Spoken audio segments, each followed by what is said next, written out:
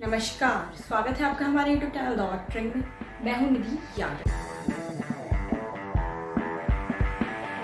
आज हम बात करेंगे यूपी में होने वाले 2022 विधानसभा चुनावों की। लेकिन उससे पहले अगर आपने अभी तक हमारे YouTube चैनल को सब्सक्राइब नहीं किया है तो जल्दी से बेल आइकन को दबाएं और लाइक करें हमारे सारे वीडियोस को।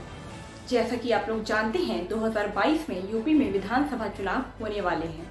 इसकी तैयारी समाजवादी पार्टी ने जोरों शोरों से शुरू कर दी है।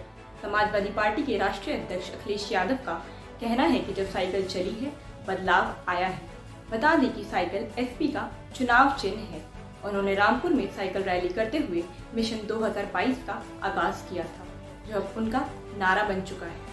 एक और नारा जो बहुत ट्रेंड कर रहा है वो है पश्चिम बंगाल में हुए विधानसभा चुनावों के दौरान ममता बनर्जी का नारा खेला होबे का भोजपुरी वर्जन खेला हुई।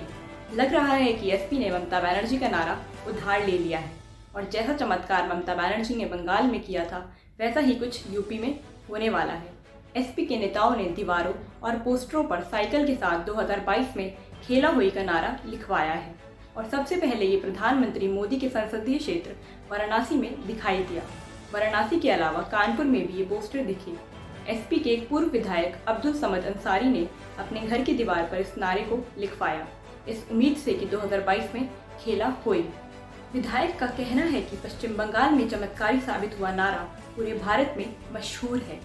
उन्होंने कहा, इस नारे को जनता का प्यार मिल रहा है। खेला होबे का नारा देने वाली टीएमसी को भी खेला हुई का नारा पसंद आ रहा है और उनका कहना है कि मौका मिला तो बड़े खेल में भाग लेंगे। समाजवादी पार्टी के अध्यक्ष अखिलेश यादव द्वारा लॉन्च किया सॉन्ग सुख दुख में साथ निभाएंगे एसपी का कैंपेन सॉन्ग है, जिसमें पार्टी का दावा है कि वे लोगों के साथ सुख दुख में खड़े रहेंगे।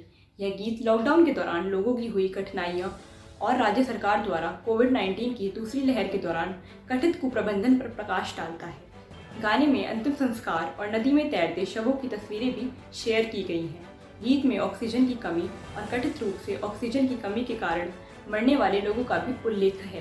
ये गाना योगी सरकार पर निशाना साधने के साथ ही एसपीए प्रमुख अखिलेश यादव को भी जनता के नायक के रूप में उजागर करता है। समाजवादी पार्टी के नए गीत में राज्यों के विभिन्न हिस्सों से पार्टी सदस्यों द्वारा साइकिल रैलियों की फुटेज भी दिखाई गई है।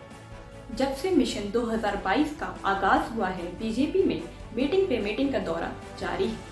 इस बीच खबर भी आई थी कि योगी नहीं बल्कि कोई और बनेगा इस बार यूपी का चेहरा और अनिल मिश्रा बन सकते हैं डिप्टी सीएम या यूपी बीजेपी के वाइस प्रेसिडेंट। जिसके बाद बीजेपी में कलह की बात सामने आ रही थी और माना जा रहा था कि पीएम मोदी, अमित शाह और योगी के रिश्तों के बीच दरार आ गई है। उसके बाद सीएम योगी आदित्यनाथ अमित शाह से भी मिले, पर अब इन सब खबरों पर विराम लगाते हुए ये सुनिश्चित हो गया है कि योगी ही होंगे यूपी का चेहरा और दोबारा सरकार बनी तो वही बनेंगे सीएम।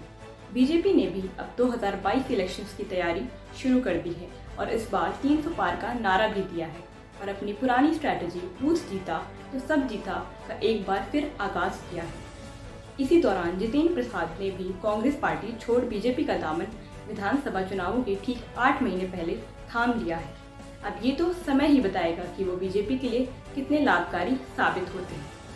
अब बात कर लेते हैं बहुजन समाजवादी पार्टी की, जिसकी सुप्रीमो मायावती ने ये ऐलान किया है कि बीएसपी इस बार किसी भी पार्टी के साथ गठबंधन नहीं करेगी और वह यूपी में अकेले चुनाव लड़ेगी। अब बात कर लेते हैं कांग्रेस की तैयारी की। यूपी कांग्रेस की इंचार्ज प्रियंका गांधी हैं और वे यूपी विधानसभा चुनावों को ध्यान में रखते हुए मिशन यूपी की शुरुआत करने के लिए पूरी तरह तैयार हैं। प्रियंका गांधी ने सुनिश्चित किया है कि वे लखनऊ में जुलाई से रैलियां करेंगी और वहीं रहेंगी। यूपी कांग्रेस प्रमुख अजय कुमार लल्लू का कहना है कि उत्तर प्रदेश उनके नेतृत्व में विकास में बदलाव का गवाह बनेगा। एआईएमआईएम प्रमुख असदुद्दीन ओवैसी ने घोषणा की है कि उनकी पार्टी 2022 के उत्तर प्रदेश विधानसभा चुनाव में 100 सीटों पर चुनाव लड़ेगी। उन्होंने ये भी कहा है कि उनका गठबंधन सुहेलदेव भारतीय समाज पार्टी के संरक्षक ओम प्रकाश राजभर और उनके द्वारा गठित भागीदारी संकल्प मोर्चा के साथ गठबंधन में चुनाव लड़ेगी। तो ये थी मिशन 2022 की अभी तक की सारी जानकारी। अब ये तो समय ही बताएगा कि यूपी में किसकी सरकार बनेगी। वीडियो अच्छा लगा हो तो लाइक, शेयर एंड सब्सक्राइब करना ना भूलें और जुड़े रहें द ऑटरिंग के साथ। धन्यवाद।